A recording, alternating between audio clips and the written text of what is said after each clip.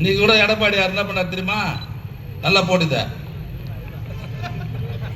எடப்பாடியார் சட்டமன்றத்தில் சம்பரம்பாக்கு ஏரிக்கு 100 ஏரிக்கு தான் சம்பரம்பாக்கு நான் கொண்டு இருக்கிறோம். இந்த தண்ணி ரொம்ப இந்த ஏரியெல்லாம் ரொம்ப தான் அடையாருக்கு வருமா? நீ சட்டமன்றத்தில் கடைசியா நான் சொன்னேன், ஏரிக்கு கீழே இருக்கிறோம் நாங்க, ஏரி பற்றி எங்களுக்கு தான் தெரியும், உனக்கு ஒண்ணுமே தெரியாது.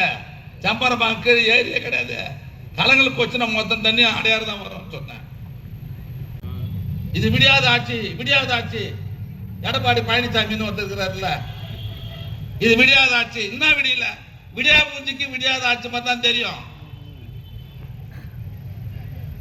என்ன பண்ணல நாங்க?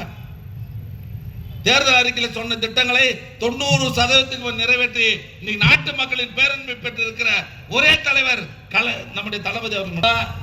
மகளிர் உரிமை தொகை 1000 ரூபாய் கொடுக்குறோம்னு சொன்னோம். நீ எவ்வளவு பேர் கொடுக்குறோம் தெரியுங்களா?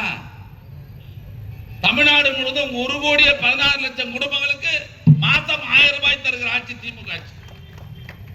இன்னும் கூட 1-2 வந்திருக்க வராதுன்னு நினைக்கிறேன், வந்திருக்காது. எனக்கு வரலன்னு நினைச்சுன்னு இருப்பீங்க நீங்க. இப்ப சொல்ற கேட்டுங்க, இன்னும் 2 மாசம் பொறுங்க, 2-3 மாசம். நிதி நெருக்கடி கொஞ்சம் சரியா இல்ல, அதெல்லாம் சரி பண்ணிட்டு யார் யாரெல்லாம் உண்மையிலே இருக்கிற ஏழைகள் வரலையோ அந்த குடும்பங்களுக்கும் அந்த 1000 ரூபாய் தருகிற ஆட்சி தான் திமுக ஆட்சி தரப்போறாரு நம்முடைய